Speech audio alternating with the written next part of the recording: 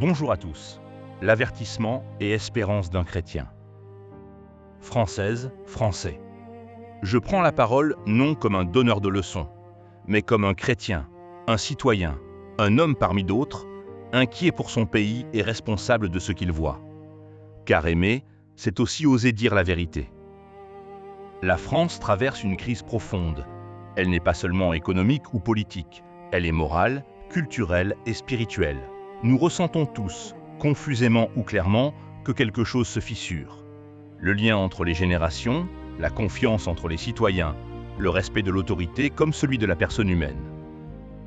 Beaucoup vivent dans la peur de l'avenir, peur de ne plus s'en sortir, peur de la violence, peur du déclassement, peur de ne plus reconnaître leur pays.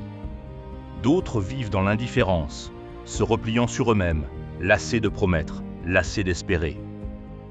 En tant que chrétien, je crois que ces fractures ne sont pas le fruit du hasard. Une société qui oublie le sens du bien commun finit par se diviser. Une nation qui relativise la vérité finit par ne plus savoir ce qu'elle défend.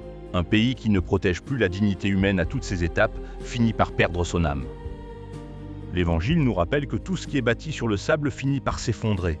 Le sable, ce sont le mensonge, l'injustice, l'orgueil, l'indifférence envers les plus faibles. La France ne pourra pas tenir durablement si elle continue à ignorer les cris silencieux des pauvres, des familles épuisées, des jeunes sans repère, des anciens abandonnés. Nous ne pouvons pas bâtir la paix en nourrissant la colère. Nous ne pouvons pas bâtir l'unité en méprisant ceux qui pensent autrement. Nous ne pouvons pas bâtir l'avenir en sacrifiant la vérité au confort ou à l'idéologie. La justice est indispensable. La sécurité est nécessaire. La loi doit être respectée. Mais lorsque la loi n'est plus au service de l'homme, lorsqu'elle devient froide, incohérente ou injuste, elle nourrit la révolte plutôt que la paix. Et lorsque la fermeté se coupe de la charité, elle engendre la brutalité. En tant que chrétien, je dois aussi dire ceci avec gravité. Si la France ne choisit pas un chemin de conversion, conversion du regard, des pratiques, des priorités, alors elle connaîtra des épreuves plus dures encore. Non comme une punition tombée du ciel, mais comme la conséquence logique de ses choix. Une société qui banalise la violence finit par la subir. Une société qui nie la valeur de la vie finit par ne plus savoir ce qu'elle protège. Une société qui détruit la confiance finit par devenir ingouvernable. L'histoire nous l'enseigne. Aucun peuple ne s'effondre d'un coup.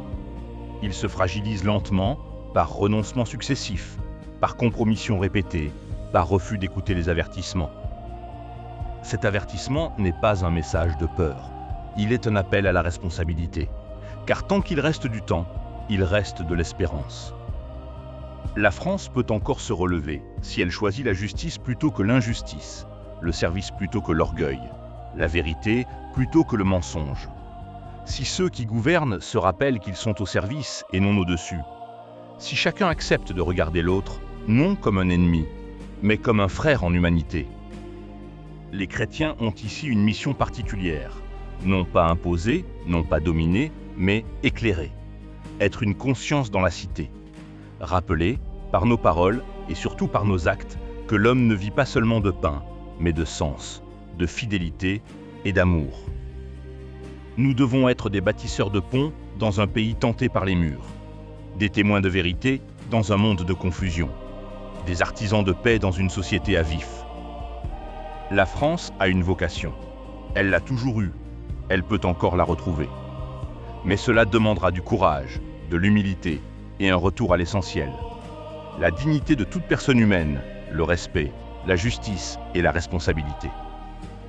Que chacun prenne sa part, que personne ne se dérobe, et que jamais nous n'oublions cette parole exigeante de l'Écriture. On demandera beaucoup à celui qui a beaucoup reçu. C'est avec gravité, mais aussi avec espérance, que je lance cet appel. Je vous remercie.